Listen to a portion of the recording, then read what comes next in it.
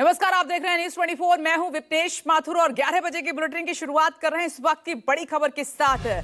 पूर्व मुख्यमंत्री आतिशी का बीजेपी पर बड़ा प्रहार, ये इस वक्त की बड़ी खबर।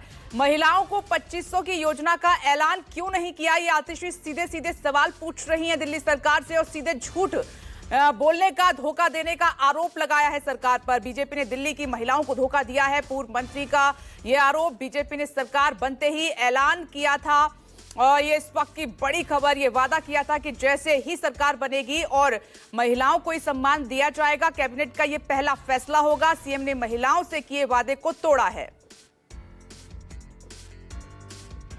और आप लिख के रखिए, 8 फरवरी को दिल्ली में भाजपा की सरकार बनेगी।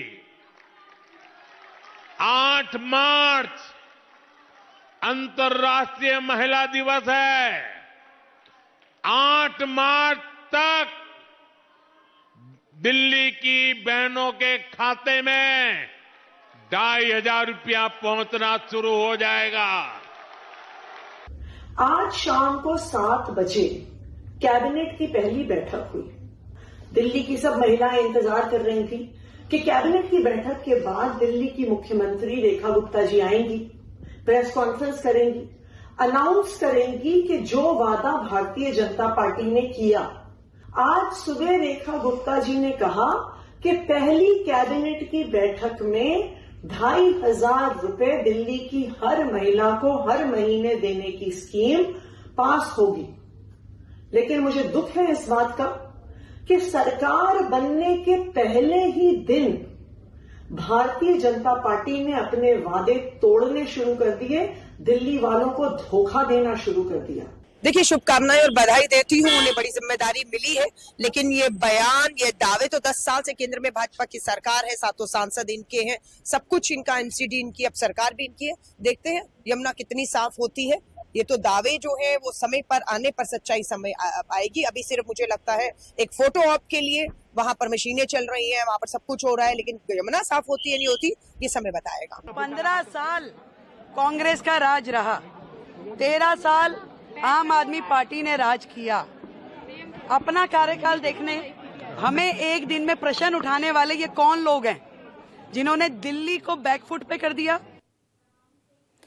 पल्लवी, जो पहला फैसला लेना था, अभी हमने प्रधानमंत्री नरेंद्र मोदी का वो बयान भी सुनाया।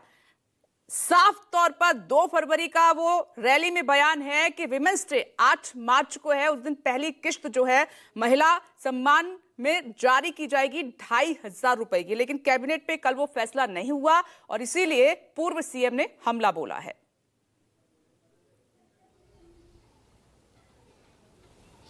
बिल्कुल, देखिए, और जाहिर तौर पर जो भी विपक्षी पार्टी होती है वो जो सरकार में है, मंत्री हैं या मुख्यमंत्री, उन पर हमला बोलती है और ये हमेशा की प्रक्रिया भी रही है। विपनेश, आप देखें तो जब आम आदमी पार्टी की सरकार थी तो बीजेपी हमला बोलती थी। तो ये एक प्रेशर पॉलिटिक्स और टैक्टिक्स होती है जो कि सरकार पर दबाव बनाने के लिए होती है। लेकिन जहां तक ऐलान की बात है, देखिए, इसमें ज़्यादा वक्त लगेगा नहीं। हालांकि हो सकता है कि आने वाले 2-3 दिनों में भी इस पर फैसला ले लिया जाए और 8 मार्च के करीब ये घोषणा भी जो है उससे पहले ही घोषणा करके दे दिया जाए। इसमें सिर्फ यही वक्त लगेगा कि रजिस्ट्रेशन करना है। और वही बात कल जब मुख्यमंत्री की अगर आप बयान सुने, जब वो प्रेस कॉन्फ्रेंस कर रही थी, तो उन्होंने कहा कि चूंकि रजिस्ट्रेशन करना है महिलाओं का और उसमें कौन कौन लोग दायरे में आएंगे, उसका एक बार एनालिसिस हो जाए, उसके बाद ही इस पर मूव किया जाएगा। तो थोड़ा वक्त लगेगा जरूर, लेकिन देखिए, जो भी कदम उठाए जा रहे हैं इस वक्त, वो उसी तरीके से उठाए जा रहे हैं जो बीजेपी ने पहले दावे वादे किए थे। और इसीलिए एक 1 बाय 1 स्टेप लिया गया है, जिसमें पहले आयुष्मान का जिक्र किया गया,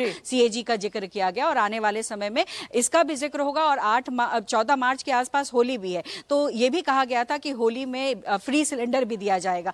तो कुल मिला के सरकार पर बेशक दबाव है और जो विपक्षी पार्टी होती है वो और ज्यादा दबाव बनाती है, लेकिन रणनीति कहीं ना कहीं सरकार की तैयार है और ऐसे में जो प्रक्रियाएं होंगी उसमें थोड़ा वक्त लग सकता है। 2500 रुपए देना है, इसके लिए सरकार को सबसे पहले चिन्हित करना होगा कि हम किन वर्गों को, किन महिलाओं को, क्योंकि कहा गया कि हम महिलाओं को देंगे 2500 रुपए, तो किन ठीक महिलाओं है, को देखते हैं कि कितनी जल्दी फैसला सरकार इस पर ले लेती है। एक और बड़ी खबर का रुख कर लेते हैं। दिल्ली की सीएम रेखा गुप्ता एक्शन में है। कल से ही आप देख रहे हैं पूर्व सीएम के व्यक्तिगत जो सेवाएं हैं वो खत्म कर दी गई हैं। सभी को मूल विभाग में रिपोर्ट करने को कहा गया है। पूर्व मंत्रियों के निजी स्टाफ को भी टर्मिनेट कर दिया गया है।